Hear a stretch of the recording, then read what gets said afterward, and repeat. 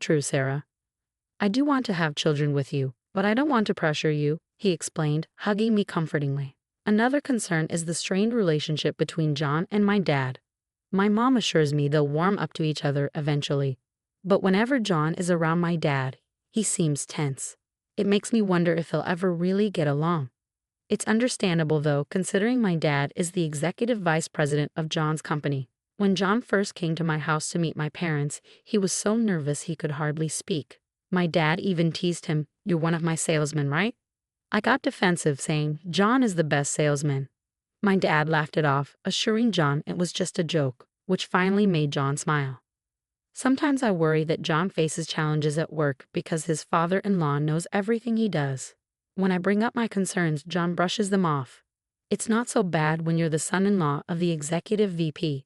Even the bosses treat you differently," he says. "I'm not taking advantage of it, but they're just more understanding," he adds. "But doesn't that make work tougher for you?"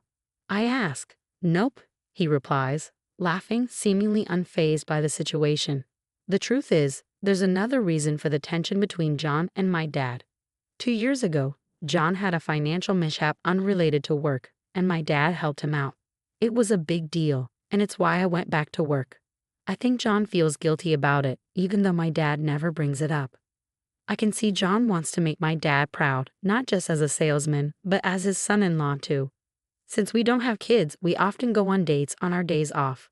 One day, after watching a movie, we ran into one of John's coworkers while strolling around town looking for a place to eat. "Was surprised to see you here," Emily exclaimed, spotting us first. "This is one of my coworkers. They also got married after we did, from an office romance," John explained. Emily, who was noticeably pregnant, mentioned she was about to start maternity leave. "Thanks for always looking out for my husband," Emily said, her expression twitching slightly. "Oh, it's nothing really," I replied, trying to keep it light, but I sensed some tension. It felt like she wasn't entirely friendly towards me. "Hey, that's not nice, Emily," her husband scolded her. "Sorry about that.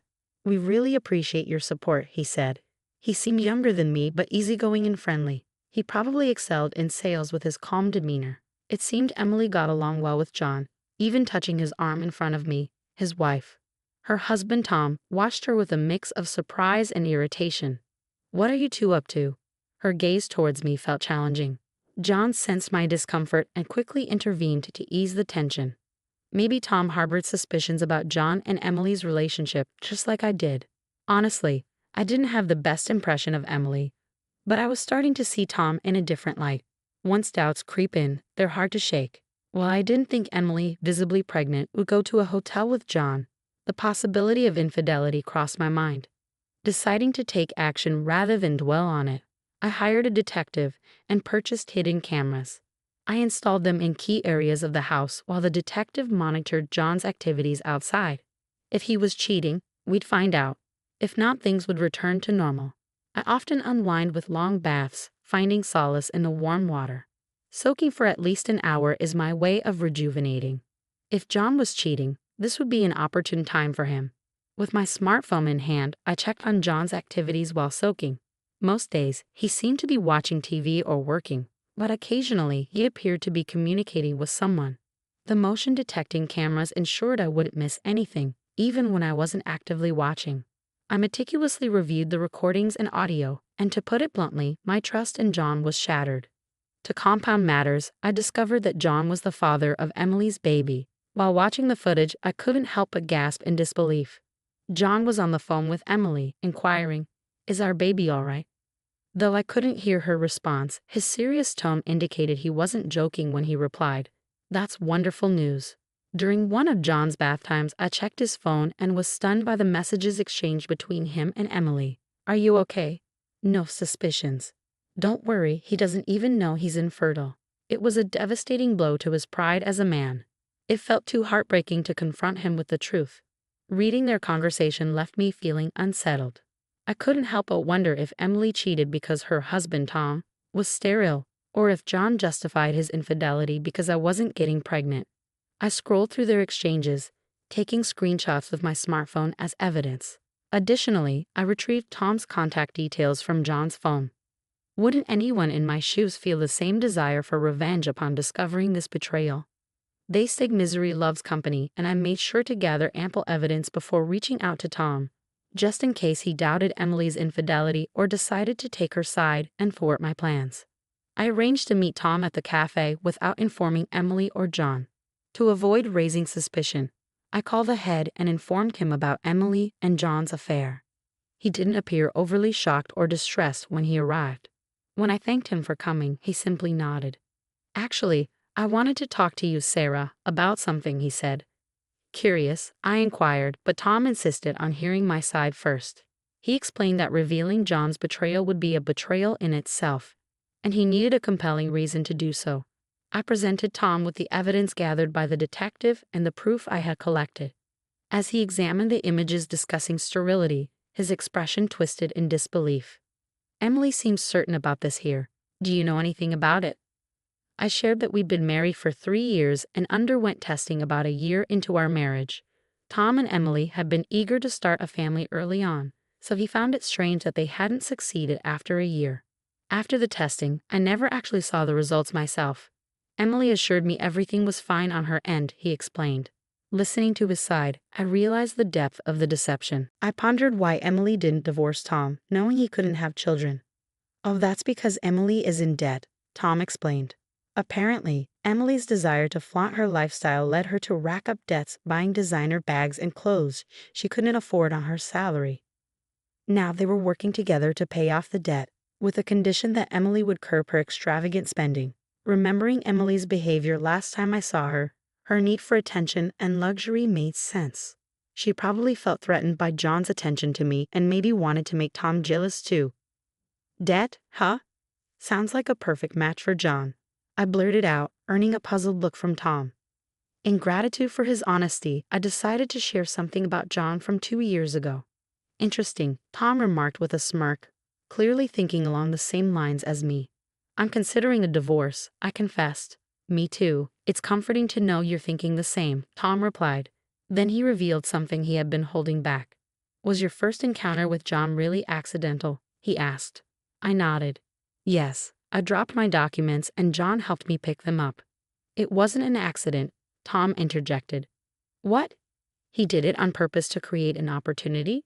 According to Tom, John had noticed my interest in him for a while. Tom was convinced that given the opportunity, John could get close to me. As I felt my cheeks flush with embarrassment at my own obviousness, Tom continued. "If his interest had solely been in you, Sarah, it would have been one thing. But that wasn't the case." "How so?" I inquired. "Because of who you are, the executive's daughter." John seemed quite pleased when he boasted to Tom about getting close to the executive director's daughter, meaning me. He seemed to view marrying me as a shortcut to advancing his career. It all makes sense now. That's why he was so mindful of my father and got so jittery when he met us, I realized. He even went around at work telling people he could easily talk to my father-in-law, the executive director. John bragged. I hadn't known about this since I'd left the company. John had brushed it off, claiming people were just being considerate on their own. But that's not the case. He married me to exploit me, to use my father's position as a threat. Yet he turns into a nervous wreck in front of my dad. It's pathetic, I confided in Tom. "Can you get tested again?" "I'll do the same," I suggested. As for John and Emily, I had no intention of forgiving either of them. John had been antsy and excited for days leading up to the celebration of the birth. "What should we get for the celebration?" "It's a boy," he'd exclaim happily, selecting gifts. The maternity ward greeted us with warmth and sunlight upon our arrival. Emily and Tom warmly welcomed us, and when John presented the clothes he had chosen, Emily's face lit up with joy. Tom excused himself to fetch drinks. With John attentively watching, Emily held the baby, radiating happiness. "Would you like to hold him?" John asked me with a smile, surrounded by our colleagues. John hesitated, scratching his head. "Nah," he mumbled, glancing at me. Sensing my lack of enthusiasm, he quickly composed himself.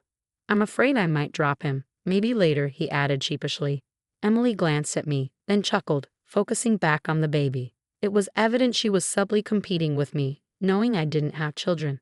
"I'd love to have a kid of my own," John remarked cheerfully, his gaze fixed on Emily. I almost laughed out loud at his comment but managed to maintain a serious expression. "Well, Isn't there one right in front of you? I quipped, trying to sound casual. Both John and Emily looked at me with confusion just as the door to the ward swung open abruptly. Tom entered with a couple of bottles of water, apologizing for the delay as he handed them out, slipping a folded piece of paper to Emily. Emily's expression shifted from confusion to shock as she unfolded the paper, revealing a divorce notice. "What is this, some kind of joke?" she exclaimed in disbelief. John, equally stunned, glanced at the document in her hand. "Come on, Tom, this isn't the time for jokes. It's in poor taste," John remarked, his tone flat. "It's no joke," Tom replied firmly. Emily's confusion turned to pale confusion, while John moved to confront Tom. I stepped in front of John and handed him my own set of divorce papers already unfolded. "I'm not joking either," I declared. Moving to Emily's bedside, I laid out photos showing John visiting her house frequently during her maternity leave. "What were you doing at my house when my husband wasn't home?" I demanded. John, attempting to explain, claimed he was merely being considerate, checking in on Emily since they started at the company together.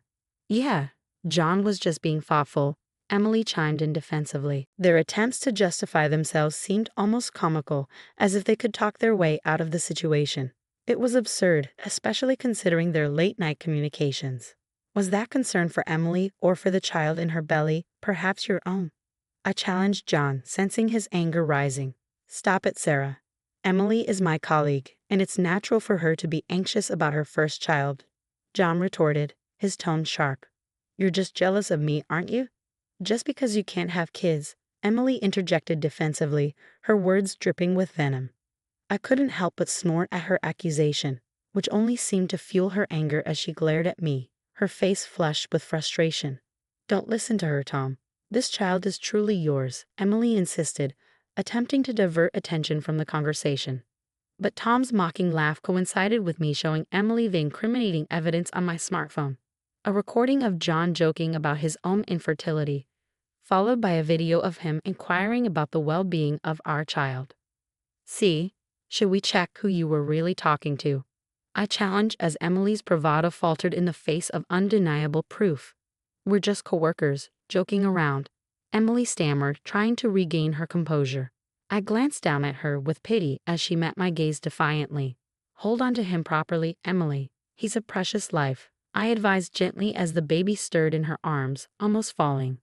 The sudden cry of the baby pierced the tense atmosphere. "Shut up," Emily snapped, just as Tom unfolded a piece of paper.